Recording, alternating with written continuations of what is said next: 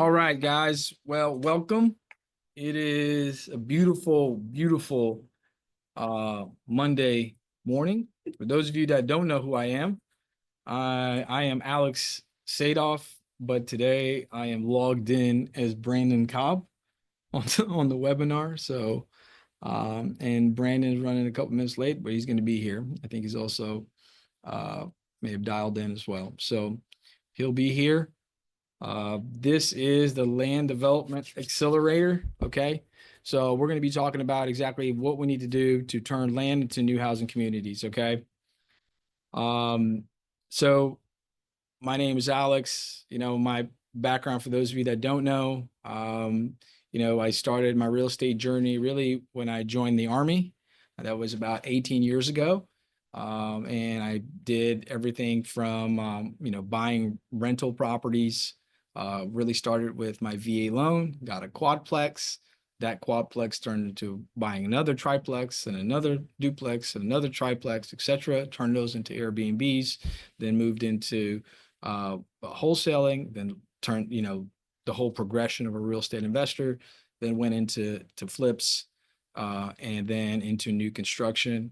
Partnered with my business partner, Brandon Cobb, here in Nashville, Tennessee. And we did our first deal. No contracts, no JV agreements, just a nice, handshake. And we've been partners ever since. So it's love at first sight. All right. And he came from the medical device field. And it was a quick transition into being an entrepreneur. So let's just kind of get started. Look, so we have a six-part series. Today we're going to be talking about how to find and target the right land. So if you weren't with us on these other weeks, this is kind of what we cover. These are subjects that we cover every single week just because it's so much stuff to cover. And we can't get it all into just a 1 hour block of instruction. So today we're going to be talking about the first step, right? What is the first step that we need to take to turn land into new housing communities? And that step is how to find and then target the right land in the right area. Okay. So why are we doing this? Really, because we found that there is a gap, a significant gap in, everyone, in real estate investing. There's some folks that are real estate agents. Some of you might be agents. Some of you may be wholesalers. Some of you may be builders. Some of you may have a rental portfolio. And it seems like that's kind of easily achievable, right? So everyone is teaching those processes, and there's a lot more that there's people in your family you may know that have rental properties, and that's how you got into it, or et cetera, right? But one thing that is not really talked about is how do you actually develop land? So we, kind of stumbled into this field, and we found that it was very lucrative, and that it is very attainable. It's just a process. Follow the process, and you can make some good money. And because there was a gap there, we thought that we want to bring more people into the community. So that is our mission here. Look, what are we going to learn today? So we're going to learn exactly how to find and target the right land. We're going to talk about, before you even start looking for properties, exactly how do you even know where to look, right? What area to look in, how to, check for neighborhoods that are up and coming, and then what real tools and apps exist. There's many of them that exist. We're going to be talking about the ones that we use that are very inexpensive that you can use too. That these are not, by any means the ones that you have to use. There are many different apps. They almost weekly or monthly come out. There's some new apps that you can use that may streamline it. These are just the ones that we think that are cheap and easy to use. So, and we're going to talk about, deal killers and what to avoid, because this is where a lot of people make their mistakes, right? So, and how to analyze a deal, how to analyze if it's good and or bad, and what makes it good and or bad. And we're going to talk about how, what kind of script do we use? And, scripts can be tailored, but we have a shell that we can share with you. So let's just kind of jump in. So my story, kind of like I just discussed, I'm an Army officer. I been in the service for some time, and I got into real estate, by having rentals turned to Airbnb, wholesaling, flipping houses, and then got into new construction. So this is me and my daughter. This is just got recently married to my beautiful wife, Tatla. She's a dentist, so I had to have good teeth. I got to brush my teeth after this coffee. And then this is me on a construction site, right? Building homes. And then that journey kind of went from building homes, flipping homes um, to developments, right? Um, and the way that we got into developments, or we're going to go vertical on a townhome development where we're going to build 36 townhomes. And all of a sudden, National Home Builder, when we were finishing up, said, "Hey, man, I'll buy these lots from you." And we're like, "Hey, they're not for sale. We're about to start building them." They gave us a contract, and we're like, "Okay, it is for sale." So we sold them that, and then we're like, "Oh, we have another deal right across the street, single family community. Would you like that?" And they're like, "Yep, we'll take that as well." We sold that to them, and that was kind of like where it all kind of started. And what we found is that, that was going through the process of 36 homes or going through a process of 300 homes. It's the same process, same length of time. It's just you just make more money on the bigger deals. And we'll talk about more in detail, but the national home builders actually like bigger deals, and I'll define why that is. So what is land development? There's really two key parts of what land development is. So you can buy, find raw land, right? So a forest that somebody owns, or a farm that somebody owns, or an infill lot that somebody owns, that sometimes maybe 5 acres, sometimes it may be 200 acres, right? And it all depends on the current zoning, on how many homes you can actually put into that property. Once you start the entitlement process, and what the entitlement process is getting through the city and having them going through the process with engineering and surveying, et cetera, to get that raw land, so that farm, converted on paper to, and that's what this picture defines, entitlement process, getting it approved to put a subdivision, planned subdivision in, right? So that is what raw land and entitling land. So what you can do is, the first part is once you entitle this property, you can then sell it to a national home builder. So that is one thing that you can do. And then the second thing that you could do is you can actually then entitle it, right? So once you have this process, get some investors and actually develop the site and sell finished lots, like in this picture here, to a national home builder, okay? Because national home builders, what they want to do is they want to build homes. That's how they make money. They don't want to really be in the process of entitlement because they have a specific target IRR, or return on their money, on their capital. And the entitlement process and all this land development just takes a long time, and it reduces their rate of return. How does that work exactly? Why do builders just want to build houses? Why don't they want to actually go through the process of doing this? That's a great question. So the reason they don't want to do that is because it takes a long time, right? And there's civil engineering, and then there's it's localized, right? And there's niches. What they're in the business of going vertical. They have built, thousands, hundreds of thousands of homes, and what they want to do is they just want to build that home. They want to get their money in and out of the house because as they fast as possible. They know exactly how much it's going to cost them, to almost to the dollar. Yeah. And they know exactly how many days it's going to take to build that house, because they've built it thousands of times. Yeah. And that's what they want to do.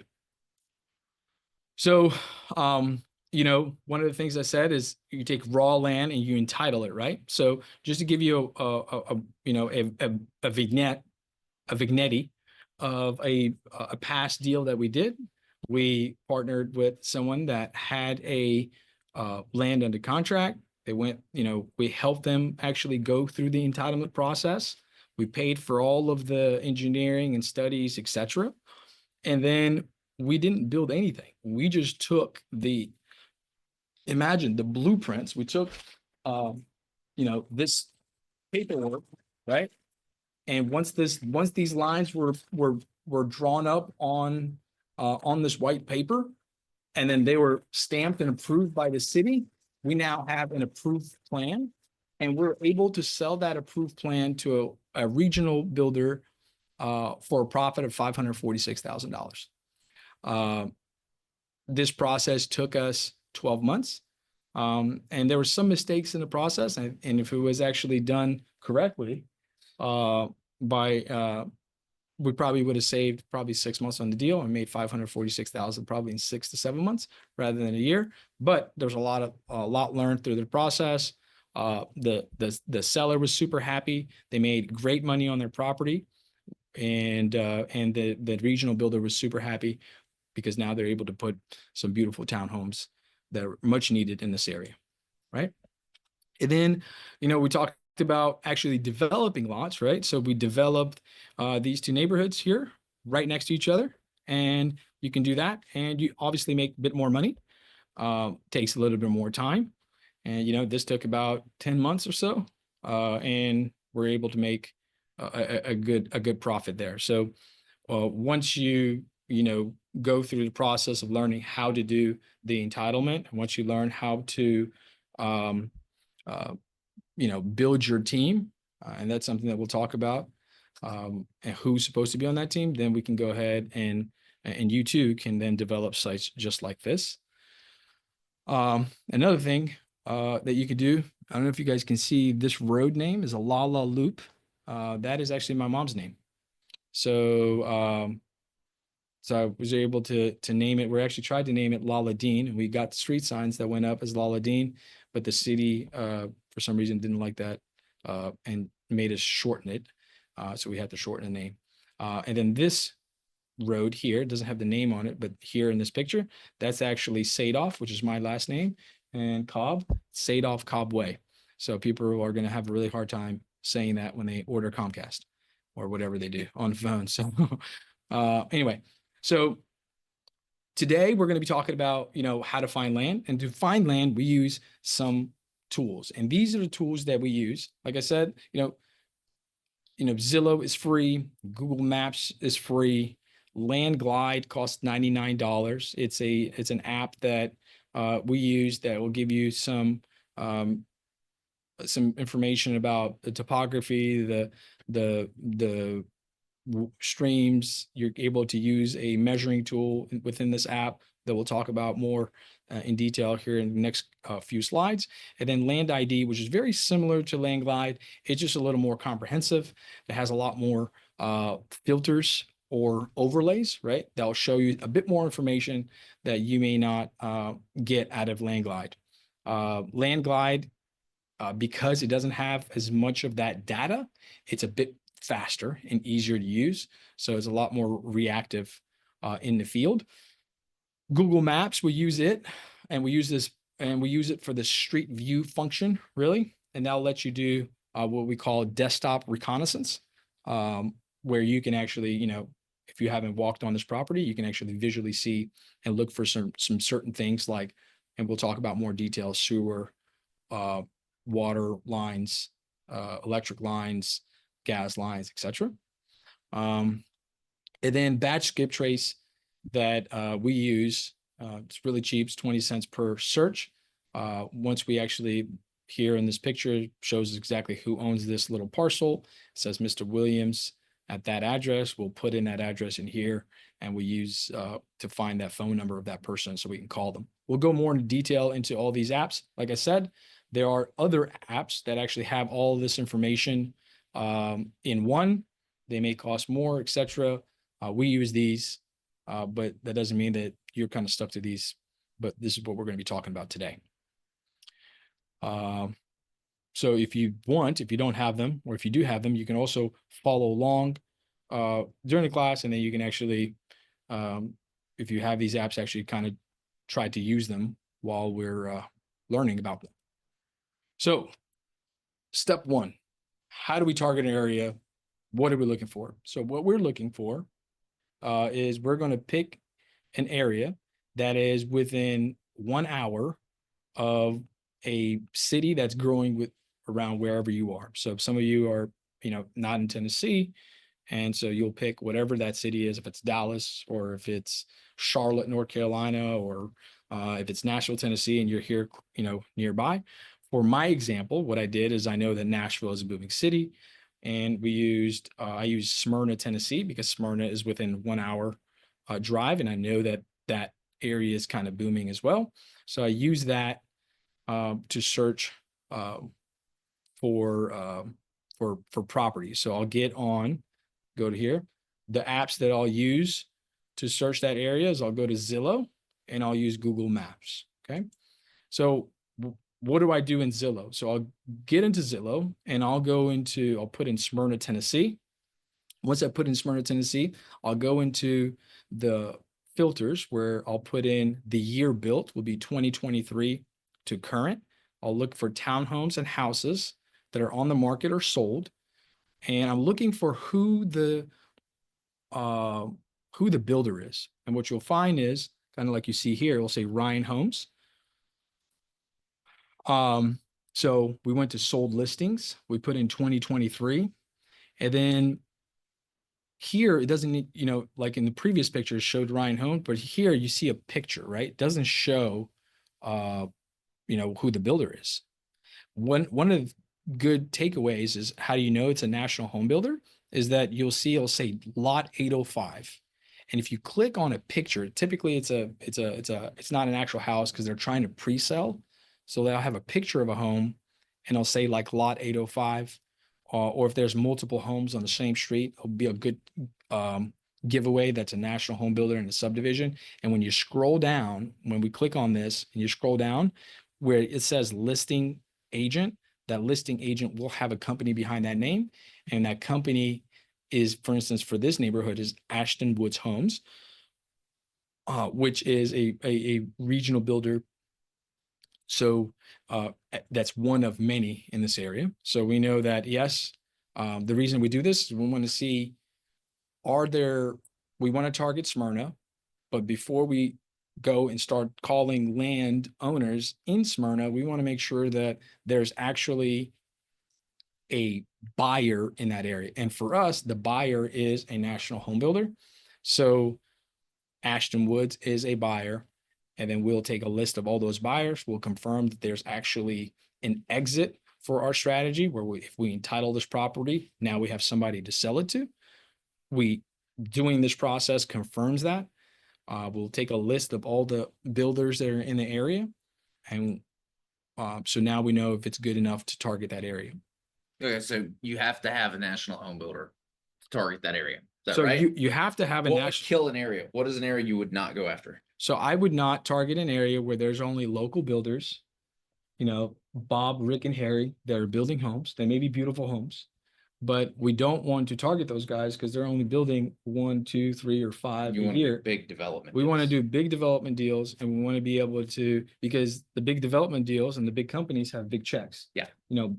Matt and Ryan and Billy, the local builder don't have the significantly large checks to give you the money that you want to make on a deal.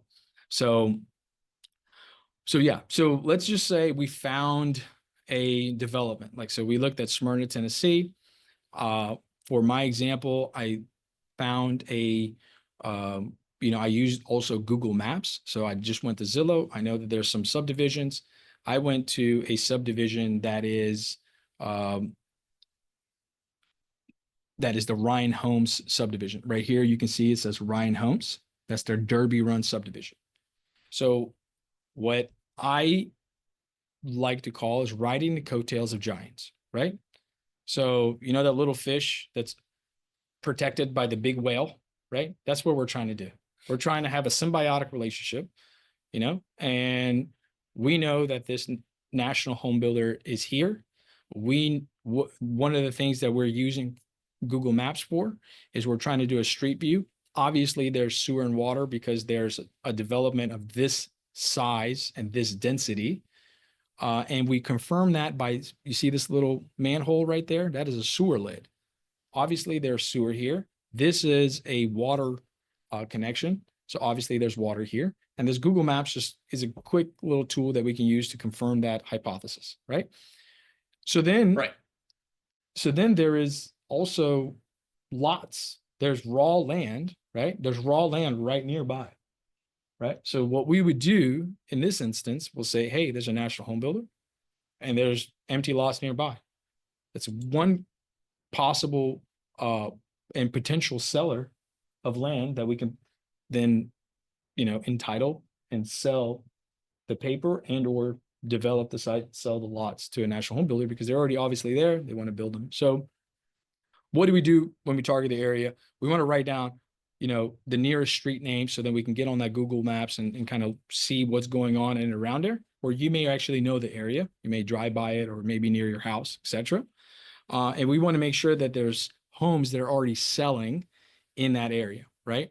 Because if you have an adjacent property that that builder doesn't own or is not, and there's an adjacent property, that may be another phase for that developer. And the reason that's important is because if you think about it, that developer has just, if you're operating any business, you have overhead. So imagine he has construction crews that are already there working. You have marketing that's already been spent moving people into this area. You have a sales, team of probably 3 or 4 people that are already there that are in their model home. So that's why we want to be able to target that area. So if you, for those of you, to give you an analogy, imagine if you're having a rental and you are, you have a rental that is these are all your rentals are all over the place, right? It's probably going to be really hard for you to manage. And if the HVAC breaks in every single one of these locations, or if plumbing breaks at one time at all these locations, it's going to be hard for you to manage that, right? So national home builders want to have a concentration of their homes so they're more efficient in their building process, which is why they want bigger subdivisions that they can be there for 3, 4, 5 years and sell these homes. So why is that? They want to be in close proximity because it's stable for them, it's easier to manage, and it's more profitable because as they sell a tranche of homes, obviously that price goes up, right? And they've gotten more efficient in building those house plans. So it actually, they're from the first tranche of homes to their last tranche of homes, the speed of construction actually increases over time. So when we are targeting an area, what is our checklist that we look for, right? Because we know national home builders want a bigger development for all the reasons that we previously discussed, we're looking for areas now that can fit 50 plus homes. Okay. Is there development nearby? We now know based on our Zoom or on our Zillow search that there's a development nearby. There's national home builders nearby. It's within 1 hour of a major city. And with Google Maps, or our personal reconnaissance or knowledge of that area, we're looking and we're trying to confirm if there's sewer, water, electric, and gas in and around that area. The reason that we want sewer is because if you have sewer, you typically get a higher density in an area. Okay. Additionally, we want to see if there's road access. The multiple road accesses in certain subdivisions or certain municipalities will gain you a higher density because they want to make sure that that there's some fire safety and there's emergency response has multiple access points. We want to see if there's any streams or wetlands. There are specific buffers, and buffers means like area where you cannot build if there's a stream, and there's specific state and federal regulations on the disturbance of streams or the bridging requirements to cross a stream, or the buffer that we cannot touch wetlands in an area, or if we do, it's very costly. So we want to see if any of those things exist, and we use our tool like LandGlide or Land ID to check those out. Additionally, we want to check out the topo. The topo is the topography, and really is the slopes that exist on a property. Okay. So to do that further due diligence. So now we know, hey, there's a national home builder. He's right here. We will use LandGlide and Land ID to search for parcels that are near near these subdivisions that are near these local builders. Okay. What are we looking for? So in LandGlide, we'll look for road frontage, right? So we found that there's a subdivision here, there's a subdivision here. This is in Mount Juliet on Lebanon Road. We actually talked to this seller and are currently speaking with them to sell their home, right? So we're looking, hey, do they have road frontage? Obviously, they have road frontage, right? Is there developments nearby? Obviously, there's developments nearby. There's actually 2 builders here. Is there sewer? Obviously, there's sewer because we did we drove by and saw that there's actually sewer on Lebanon Road, and we know that there's this development here and this entire road, just from our personal experience, know that there's actually a sewer main going through this, right? If you don't have the hands-on experience in an area, how can you easily find whether or not Right. there's sewer So in an area? So one of the ways is that Google Street View that I showed you, where Yeah. we saw that sewer lid is in the road. An additional step to further clarify and verify that is to just jot down an email to that water authority. For here, it would be like Mount Juliet Water. Hey, I'm looking at this property. Do you have want to see what the sewer? So call the people that you pay your utility bill with. Yeah. They can give you a sewer map of that area. Exactly. So, and then we were going to look at topography, right? And topography is very important because it costs a lot of money to move dirt. Okay. We're going to check into flood zones, and then we're going to use Land Glide to look at the owner address to then figure out how we can call them, contact them, go knock on their door, whatever it takes to get a hold of those folks. So Land Glide. One of the tools within Land Glide is a measurement tool. Okay. Why do we want to measure? So if you go back here, you saw that this is the development, right? And we're trying to target an area that's near a development. Well, if you know the lot sizes of what is approved nearby, you can make a hypothesis that the same lot sizes will be allowed to you by the planning commission or the city council.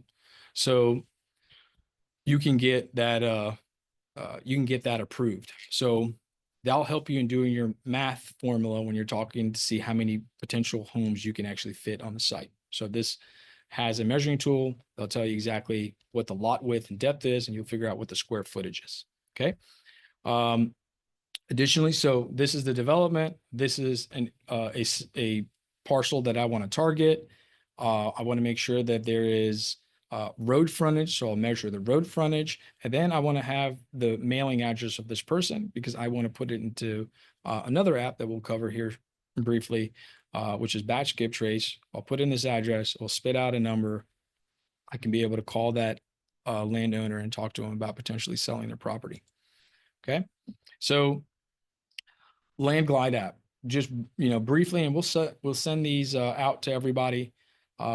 Just send us an email if you want this, so you can kind of go and review this because we're going kind of quick. So the lots that we were just looking and measuring were 60 by 129 that are near that in that development. So that is about 7740 square feet, 8,000 square foot lots that were approved, right? So if we had, like, this gentleman has 21 acres on this site, and the 8,000 square foot lots are approved nearby, our assumption is that 21 acres equals to 914,000 square feet. We take away about 20% of that because that's going to be your road network, your storm ponds, etc. And we'll see how many homes we'll actually be able to get based on the square footage of the lots in that area. So the next thing that we look at is topography. Okay. So the topo is really important because this is actually a site that we developed. These lines, this is 800 feet. This 800 means 800 above sea level. Okay. 780 is 780 feet above sea level. 760 is 760. So these lines define how the elevation change between the two lines. When the closer the lines get, the steeper the area is, right? You don't want it too steep. So, because then it's really hard to develop that site. Okay. And this is a better representation of what I mean by that. So if we had this entire site, and probably when you're on the interstate, you see probably maybe some blasting or some coring on the side or some huge retaining walls. Those are very costly to do. It takes time to do. So that's an example of a very high topography mountain, and they had to blast that Through the- whole section out just to get the road through. Yeah. That's what you don't want to have to do. Yeah. Now imagine if you had a house here, if you wanted to put a house here, Yeah. how are you going to put the How are you gonna driveway? get rid of all that dirt and Yeah, process? exactly. So that's very expensive. That's why topo is important, y'all. Yeah. So Land ID, it shows you everything that LandGlide shows you, but a bit more detail. It's a little slower of an app to use, but the one reason I really love it is the wetlands feature.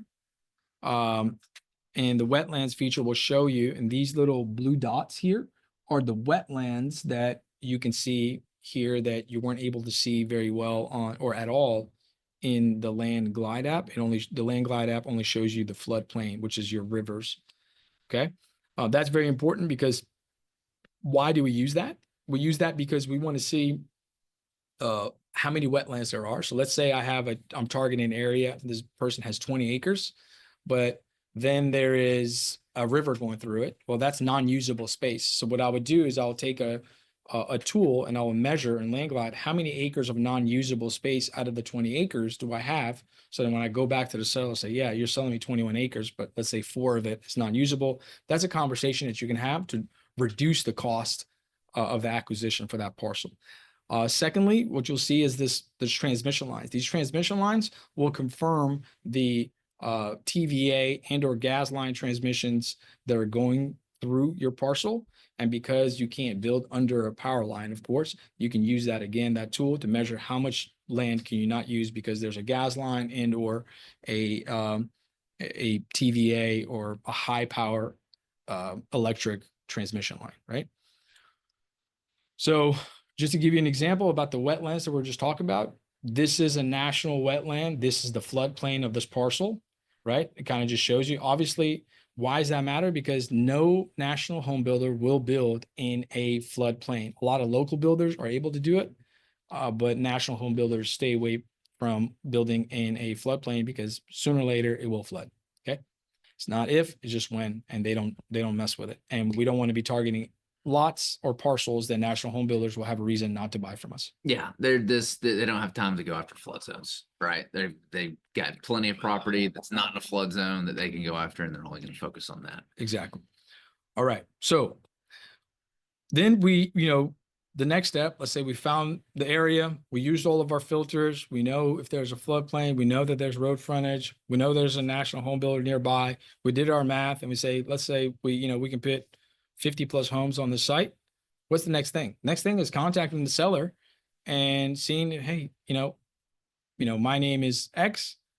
I was wondering, this is who I am. This is what I do. I was wondering if you'd be interested in selling your property. That's it. And then shut up and let them talk, right? And if they're not interested, do you know anybody else in the area that may be interested in selling their property? Okay. And you want to meet that person as soon as possible, preferably in person, because then you have a higher chance of closing a deal. The number one rule is be genuine and be honest about what it is that you're doing. Tell them the entire process about what we're doing. For us in our course, when we meet them, we tell them exactly who we are. So this is me. This is my story, the process of actually of what we do and how we pay them, the amount of money that we're able to pay them. That is by taking the land through the government approval process, which then force appreciates the value of the land once the approvals actually happen. And once those approvals happen, we then buy the property. And this kind of defines and clearly defines the expectations that the seller should have about what are we going to cover, how long is it going to take, etc. So we use this one pager. If you'd like to, if you're interested in a one pager collateral, you can tweak it and make it your own. We can share that with you as well. So how do we get the phone number? So we got the phone number of the person when we were in LandGlide or Land ID. See, 115 Foxland Smyrna. What we'll do is we'll go to batch skip trace. Again, there's other tools you can use. We'll go to single skip trace here. We'll put the that address in. We'll hit search. It'll spit out phone numbers that are associated with that person, and then we call them. We call them by using our cold calling script. This is our script. honestly, I don't even use a script anymore because the script is in my head. And it's just, I've done it so many times. So for, folks that are new, you may want to tweak the script to make it yours, right? Every script has to be tweaked to make it yours so you don't sound like a robot. This script and this process works for me. And we have that. If you want this, we can also send this to you as well, the script that we use. And not only the script that we use, we also have the objections that we've faced and what I kind of, what I say when they, when they're, for instance, here it says, hey, I don't think I'll get a good price. Okay. And you just say, hey, I understand your concern. The market's pretty strong. I'll tell them exactly how I'm going to get them their price by having them give me the time that it takes to do the due diligence, to get the city approvals. That's how we'll clear, that's how we're going to be able to get the approvals, force appreciate their property to ensure that they get the price that they want. Because I want them to get the price that they want, because the more lots or the bigger development that I can put on this property, the more money that those people can make. So, So let's talk about that for a second. Why, what is the value add? Why does the seller want to do business with you? What is it about what you're going to do with that's the great. land? Yeah. that- So what's different for me than what, that seller can do. So for instance, give you a great example. We bought a 22-acre farm in White Bluff, right?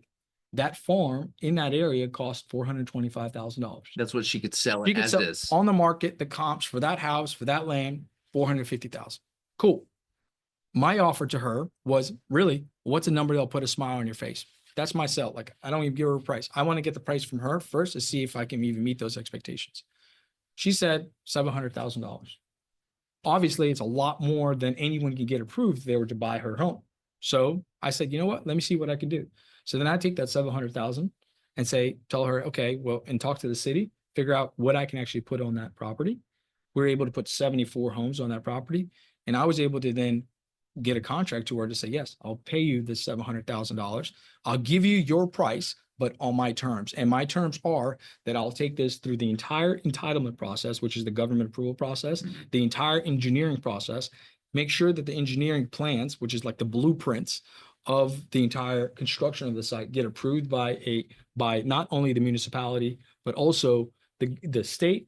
And once that's done, we'll close within 90 days. Yeah, you're force appreciating the value of the land for them. You're able to give them a price that nobody else can give them because you're turning it from farmland into a new housing community. That's right. It's approved. It's worth a lot more money. That is a huge value add, guys. Yeah. Huge value add. It makes your conversations a lot easier because you're not having to go after people who are distressed or have to sell and lowballing people. You were authentically adding value to their land. Exactly. And the real key here is once you actually have the basic due diligence on when you talk to the city, they kind of give you the zoning and what they'll actually approve. The person or the team that's actually going to be doing it, it's going to be the civil engineering team. Yeah. So it's not really you that's going to be doing this, right?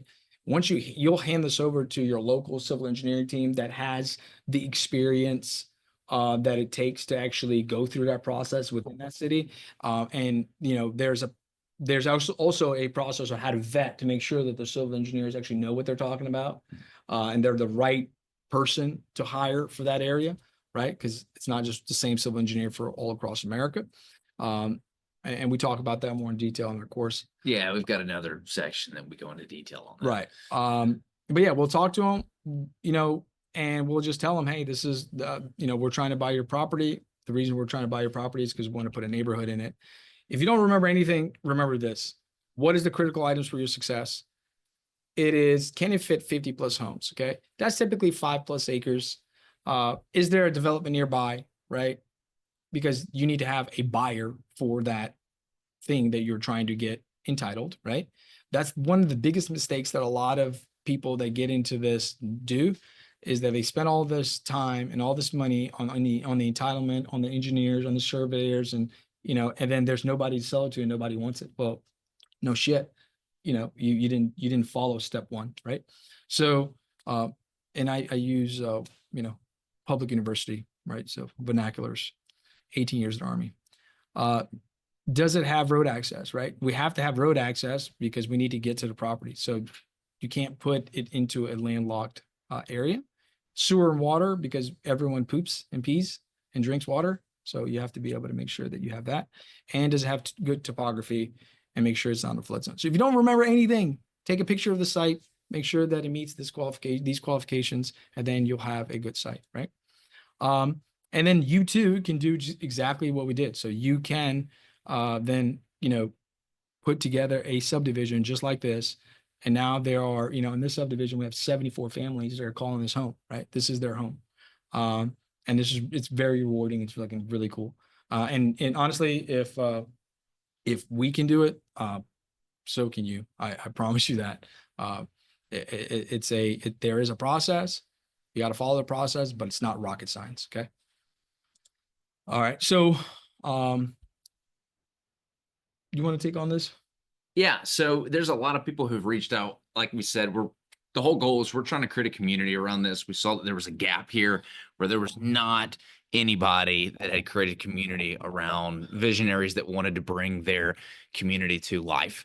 And so what we're building out right now is a program to help people either get started or supercharge their land development business. And so it starts with the Land Development Accelerator is what we're calling it. So this is a course that we've got that's designed to basically take you step by step all the way through the process from start to finish. Then there's the capital raising machine. So if people want to go and, actually raise money and do the development portion, not just sell the paper. So we've got a step-by-step process for that. And then there's the mastermind community. So a lot of people have been requesting more information about this. We've been building everything out. We have spent, I can't even tell you how many hours of putting content and organizing things together, and it's still not done. That's why there's a wait list right now. If you want more information on it, you can send an email to info@learnlanddevelopment.com.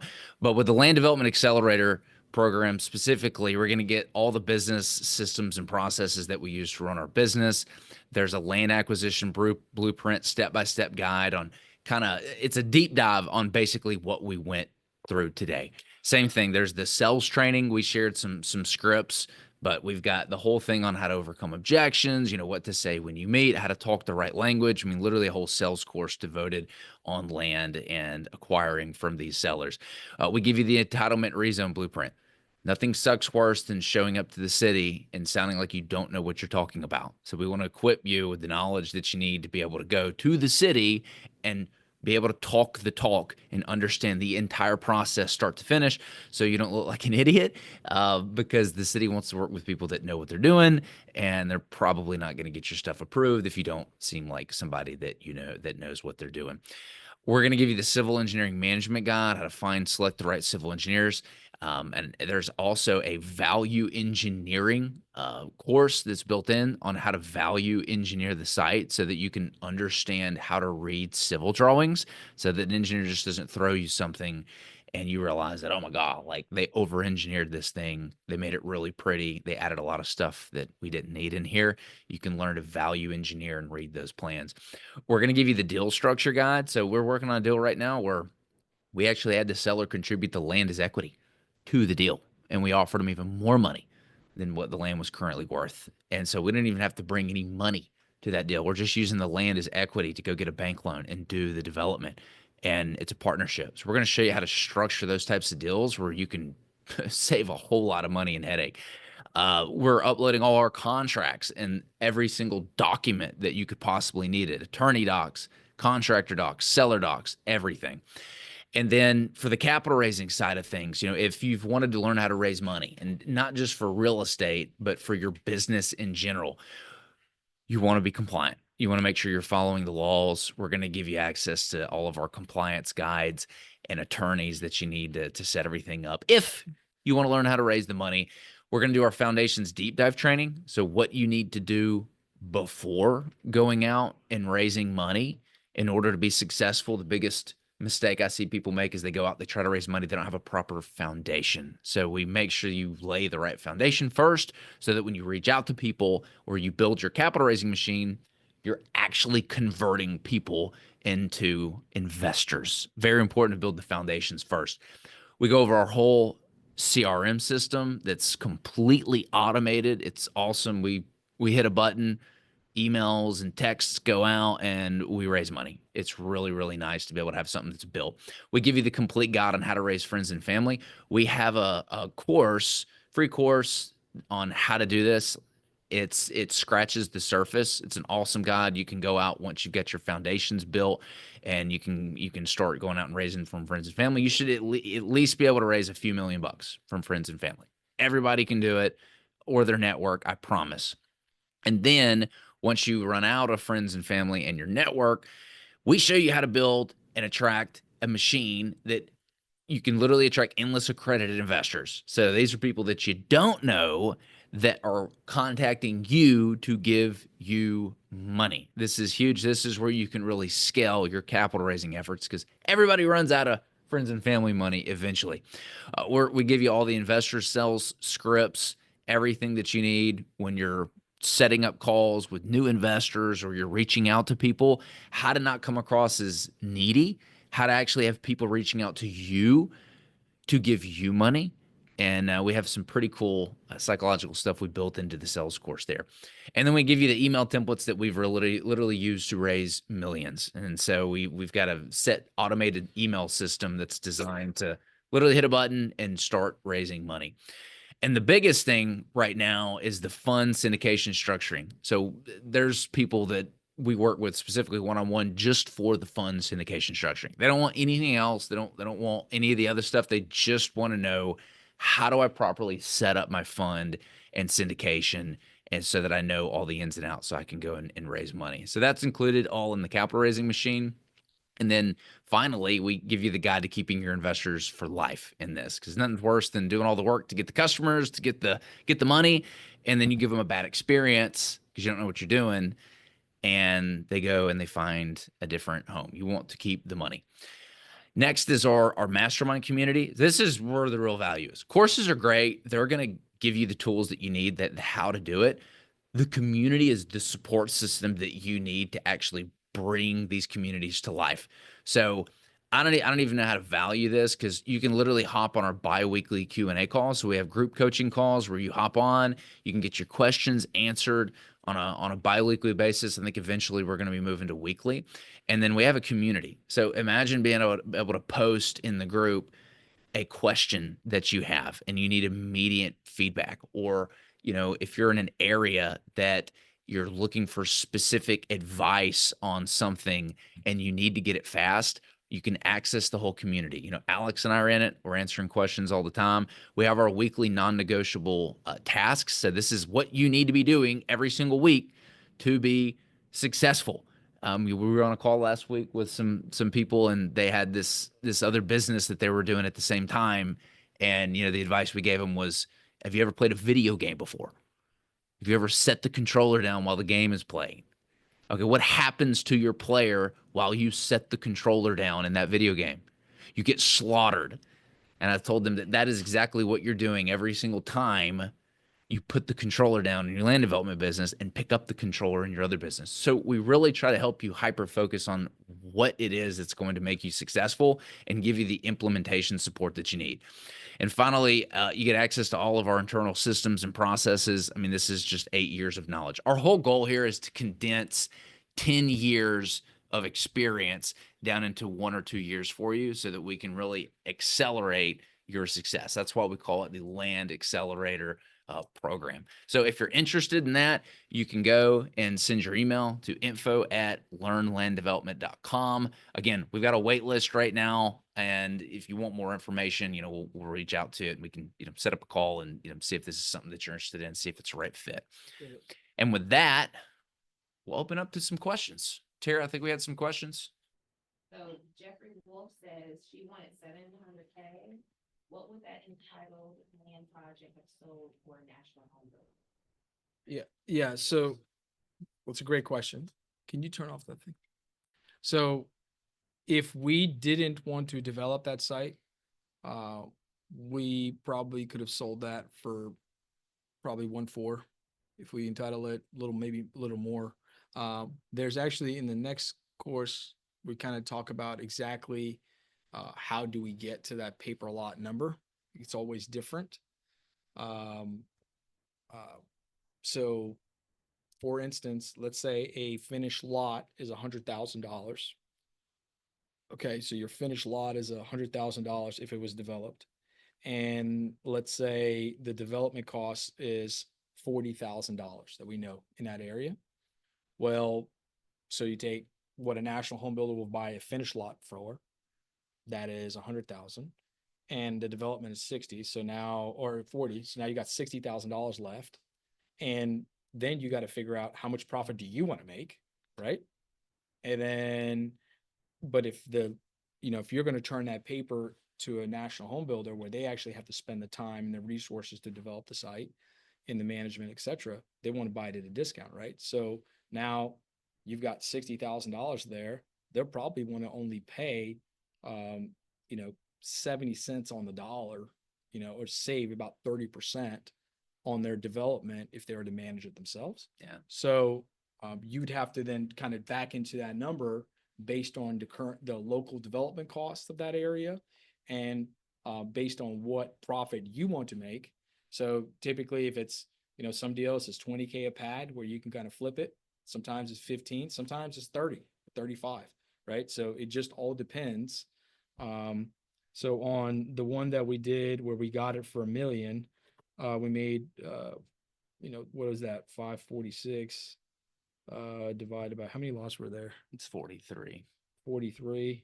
So we made $12,697 flipping paper to a regional builder. Yeah, here let me simplify that, because I don't know about you, but whenever somebody tries to talk numbers to me and I can't see it, all it does is just scramble my brain. Very quick answer. So there's 74 homes. We bought it for $700,000. So we're somewhere around $9,500 per pad on there, right? So we paid about $9,400, $9,500 per pad on that project. The question then becomes, what does a national home builder want to buy? Just the paper on that deal. Obviously, we did the development. We sold it for $85,000 a pad on that deal.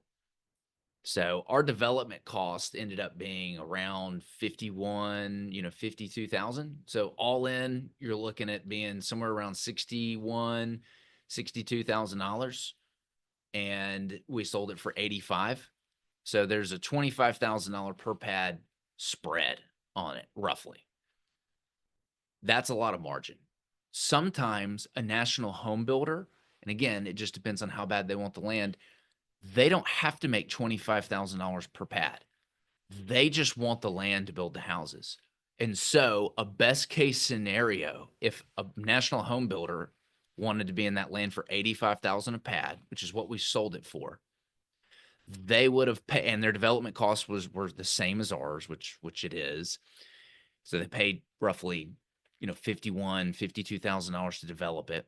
We could have ended up selling that for 34,000, per pad on that particular deal.